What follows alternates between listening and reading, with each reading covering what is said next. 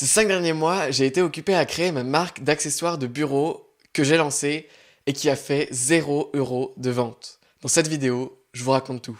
La première question que vous devez vous poser, c'est Elliot, pourquoi t'as voulu lancer une marque de e-commerce alors que t'avais déjà une chaîne YouTube qui tournait bien, t'aurais pu te focaliser plus là-dessus, sortir plus de vidéos, etc. Et ben en fait pour 2 raisons. La première, c'est que ça me permettait de diversifier mes revenus et donc de gagner en résilience au cas où ma chaîne YouTube s'effondrerait, se ferait bannir ou quelque chose comme ça. Et deuxième chose, ça me fait juste kiffer de vendre des produits et réellement les produits que je voulais vendre, c'est vraiment des trucs qui me faisaient kiffer, que j'aurais moi-même acheté, donc ça me faisait plaisir de porter ce message et de porter ces produits en avant. Et la troisième raison, c'est aussi de dire que j'ai entrepris toute cette histoire simplement par curiosité, par envie d'apprendre comment marchait un entrepôt, comment on contactait des fournisseurs, on gérait un entrepôt, on embauchait des gens pour nous aider à gérer la logistique, etc. Du coup, je me suis lancé et d'une manière assez bizarre, puisque j'ai annoncé dans ma vidéo J'écris un livre à 16 ans, que j'ai publié il y a à peu près 5 mois, que j'avais pour projet de créer une marque e-commerce alors que je n'avais même pas la moindre idée de 1. Comment ça fonctionnait et de 2. Ce que j'allais faire. Du coup, j'étais engagé publiquement, je pouvais pas vraiment revenir en arrière parce que les gens attendaient ces produits, mais j'avais aucune idée de ce à quoi ça pouvait ressembler. Alors je me suis creusé la tête parce que j'avais pas le choix et j'ai trouvé l'idée de base, le concept de la marque. En fait, j'étais frustré à ne pas prendre de plaisir à m'habiller. Je voyais tous mes amis qui adoraient aller faire du shopping, qui faisaient des soirées entières pour aller dans les magasins, mais moi c'était pas quelque chose que j'appréciais. Je voulais juste avoir des bons basiques et ne pas avoir à gâcher de l'énergie mentale et de self-control le matin pour choisir quel habit je vais porter. Par contre, moi, ce que j'aimais vraiment acheter et prendre du temps à choisir, voir tous les comparatifs sur internet, c'était un beau sac à dos, c'était le bureau, un tapis de souris, un carnet, un pot de crayon ou autre. Alors que je voyais clairement que ça, tous mes amis s'en fichaient.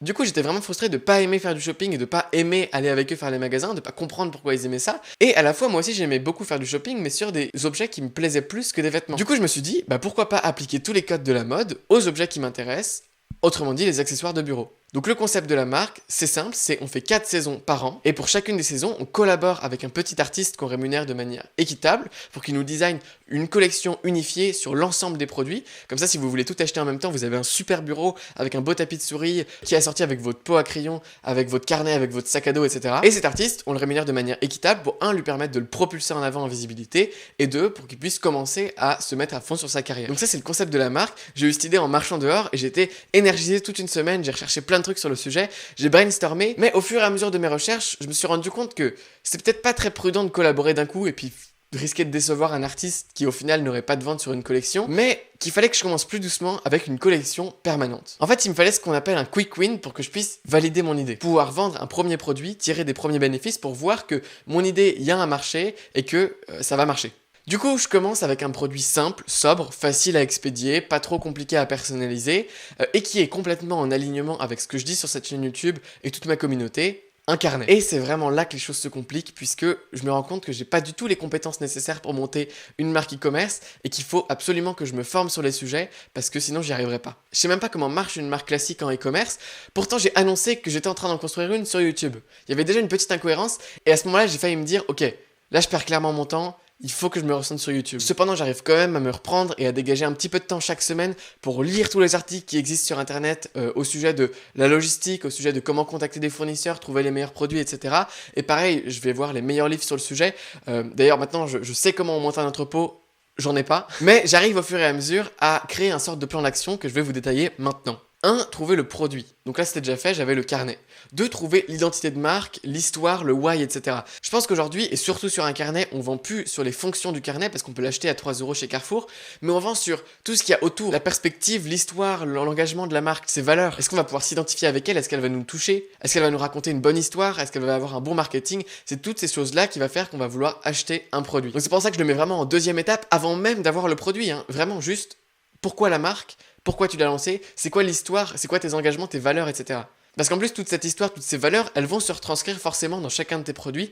Et si c'est pas le cas, ta marque, elle est pas alignée. Et juste, c'est plus une marque à ce moment-là, c'est juste une plateforme de vente en ligne, quoi. Troisième étape, c'est faire le design. Quatrième étape, c'est trouver le modèle exact de produit et le fournisseur qui voudra bien me le faire. Cinquième étape, c'est qu'une fois que tout est fixé avec le fournisseur, c'est lui commander une unité de test pour que je puisse le recevoir chez moi et faire des belles pubs vidéo. Évidemment, sixième étape, faire les belles pubs vidéo. Ensuite, il fallait que je crée un site, que je mette le produit dessus, l'histoire de la marque, etc., etc. Et enfin, lancer mes campagnes de pub sur Facebook et YouTube pour voir si ça marche. Cependant, à ce moment-là, je savais déjà qu'il y avait un dilemme que je devais résoudre et que le défi allait être super dur. En effet, pour pouvoir faire un bénéfice sur les produits qu'une marque vend, ce qu'elle fait, elle, c'est qu'elle achète les produits en gros auprès d'un fournisseur.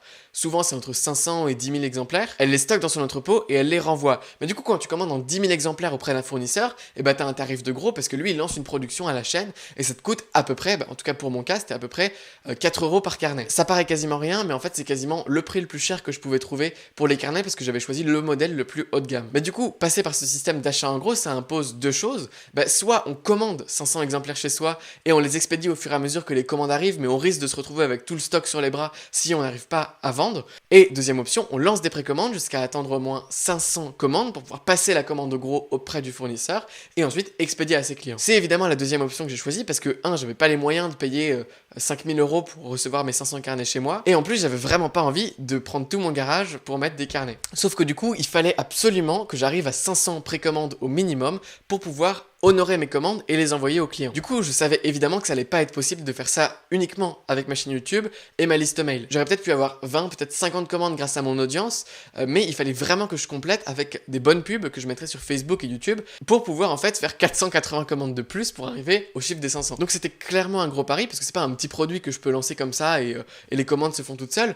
C'était si j'arrive pas à 500 précommandes, je dois rembourser vraiment tous les gens qui ont passé commande en perdant de l'argent sur chacune des commandes parce qu'il y a des commissions et des frais qui se font prendre à chaque fois. Et puis tout l'argent que j'aurais investi en pub, etc., je pourrais jamais le récupérer. En plus, je savais vraiment que c'était un gros défi puisque le produit que je voulais vendre, c'était un produit qu'on peut acheter à Carrefour, que tout le monde a plus ou moins déjà chez soi. J'allais vraiment pas révolutionner le carnet. Là où il fallait du coup que je sois super intelligent et que je redouble d'efforts, c'était sur le marketing, le design du carnet, etc. Et justement, en parlant du design, j'ai donc commencé mon périple en engageant une graphiste pour m'aider à faire le design du carnet. Du coup, je lui donne plus ou moins mes idées directrices, je lui envoie à peu près toutes ces photos-là pour qu'elle puisse s'en inspirer pour faire un beau design pour le carnet, et on travaille par échange de mails, c'est-à-dire qu'elle m'envoie une proposition, je lui fais des retours sur cette proposition, elle m'envoie une seconde proposition, et ainsi de suite. Et là, à ce moment-là, j'entre un peu dans une phase de désespoir, parce que cette phase-là, elle dure à peu près pendant 3 mois, avec des échanges de mails constants, et j'aime pas les designs.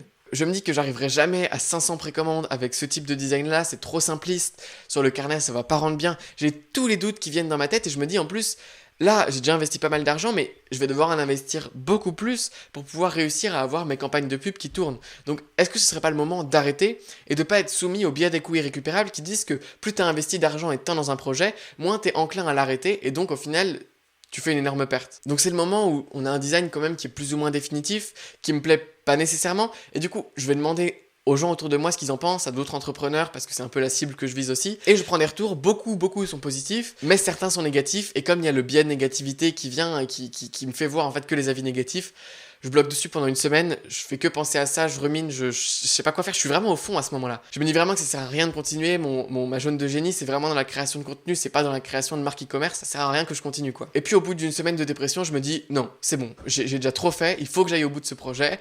Au pire ça me coûte quoi, 1000, 2000 €, et puis c'est tout, c'est au moins une expérience en plus, ça me fera avoir des compétences, c'est génial, j'y vais. Et puis finalement, je dois pas révolutionner le carnet. Actuellement, le design me plaît, je l'achèterai pour moi-même et ça, c'est le plus important. Du coup, là, on avait encore le choix entre une quinzaine de designs. Au cours d'un apéro, on vote pour celui qu'on préfère et on approuve. Ce sera ce design-là qui sera envoyé pour faire une unité de test. Une semaine plus tard, tout est bouclé. J'ai les designs de la graphiste, j'ai écrit tous les textes parce qu'il y a des petits textes au début du carnet et le design est bouclé. Maintenant, il reste la partie qui est un petit peu plus incertaine parce que travailler avec une graphiste, ça j'avais déjà fait.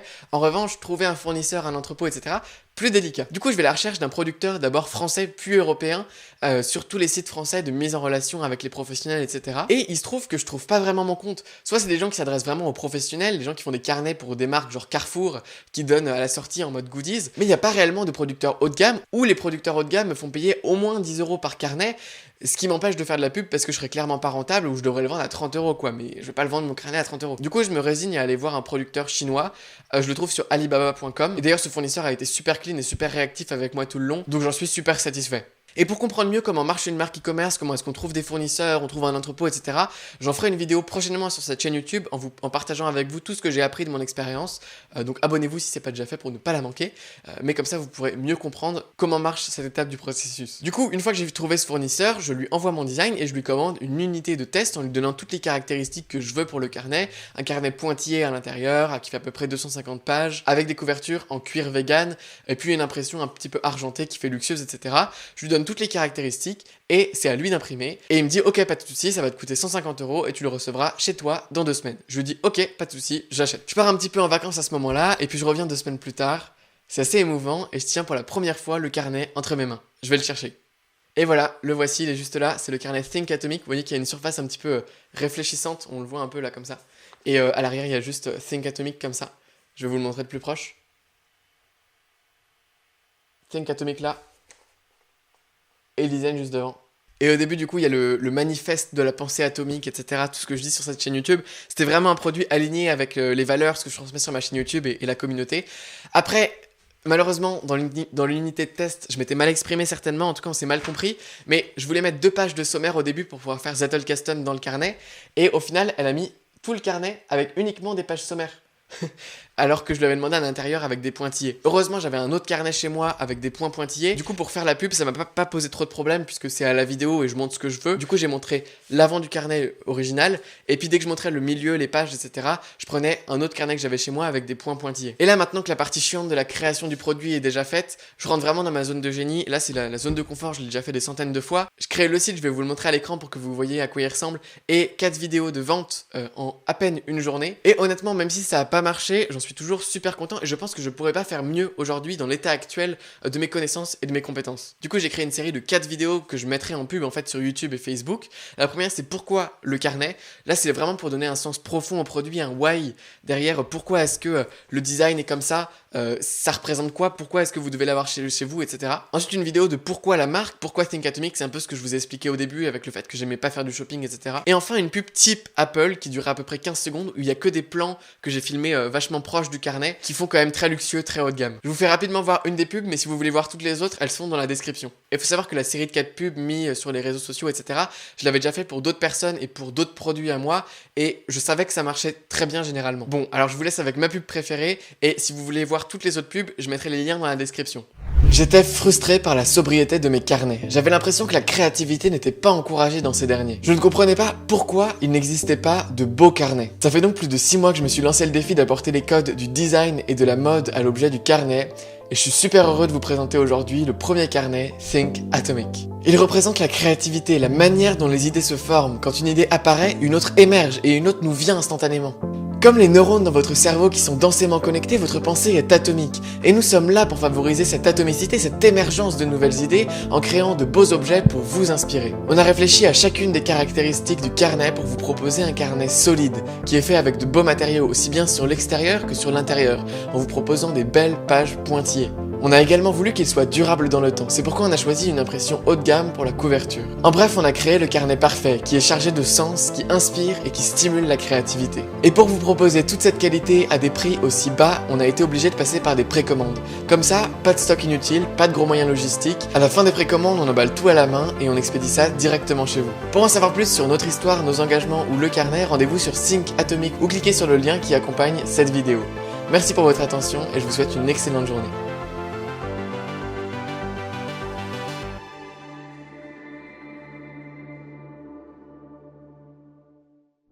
Alors, est-ce que la pub vous plaît? Moi, oui, quand même, pour un truc que j'ai fait en une demi-journée, je suis plutôt satisfait du résultat. Et les plans qui sont relativement proches au carnet, je trouve qu'ils sont quand même plutôt bien réussis. Du coup, ça y est, tout est prêt, j'ai paramétré le site et les paramètres de paiement, etc. J'ai fait les pubs. Il n'y a plus qu'à lancer. Je lance les pubs pendant 4 jours avec un budget de 100 € par jour de budget. Je rafraîchis quasiment chaque heure mon dashboard pour voir s'il y a des nouvelles ventes qui sont arrivées depuis. Et à chaque seconde qui passe, je jette littéralement de l'argent par les fenêtres parce que je sais que comme j'ai pas de vente, je suis pas du tout rentable et je perds simplement 100 € par jour actuellement. Et en plus, je sais que mes pubs doivent être super efficaces pour que ça marche. Donc là, c'est pas comme si je pouvais me permettre de payer 25 ou même 100 € pour avoir un achat, comme par exemple pour vendre une formation à 200 €. Là, c'est un produit qui coûte 20 €, 17 en enlevant les taxes, moins 8 € de coût de production plus d'expédition. Donc il me reste 9 € que je peux me permettre de dépenser en pub pour avoir une vente. Et à ce moment-là, je ne fais même pas de profit. Honnêtement, à ce moment-là, je suis au plus bas. Je teste plein d'audiences différentes, j'essaye de remettre les pubs. Je suis à deux doigts d'engager un expert Google Ads pour qu'il me reparamètre bien mes trucs, etc. Si ça pouvait marcher, au bout de 400 € dépensés, j'aurais au moins eu une ou deux ventes, quoi. Avec zéro vente, c'est vraiment décevant. Là, je suis assez déprimé parce que si ça avait marché, j'aurais vraiment poussé le truc, j'aurais même traduit rapidement en anglais pour le mettre sur le marché anglophone aussi. Et du coup, avec ce premier carnet, je voulais faire au moins 100 000 € de chiffre d'affaires, dont peut-être, je sais pas, 10 000 € de bénéfices pour pouvoir embaucher une personne, payer un artiste pour faire la prochaine collection, mettre de l'argent pour avoir un entrepôt, créer des stocks, etc. Évidemment, ça n'a pas marché. On passe du coup au bilan de ce projet, qu'est-ce que ça m'a apporté, les leçons que j'ai pu en tirer. À commencer par pourquoi ça n'a pas marché selon moi avec mon recul actuel. Le premier truc à mon avis, c'est évidemment le fait qu'on achète un carnet à 3 € à Carrefour, que tout le monde en a un chez lui, et que je me disais que ça allait être un grand défi et que le marketing devrait être génial pour du coup vendre un produit que tout le monde a et que tout le monde peut acheter facilement à 20 € en haut de gamme. Ça a pas marché, j'étais trop ambitieux, je suis pas encore assez bon en marketing je pense pour faire ça. Le problème évidemment aussi, c'est que j'ai pris un produit où j'avais des super faibles marges pour faire des pubs. Normalement on peut avoir peut-être un achat pour 20-25 €, mais 9 € maximum, c'était vraiment ambitieux. Et après, je peux quand même me consoler en me disant que de mon côté, j'ai fait du mieux de ce que je pouvais faire et de ce que je savais faire. Je suis très content des pubs, du site, du marketing, du résultat global de la marque.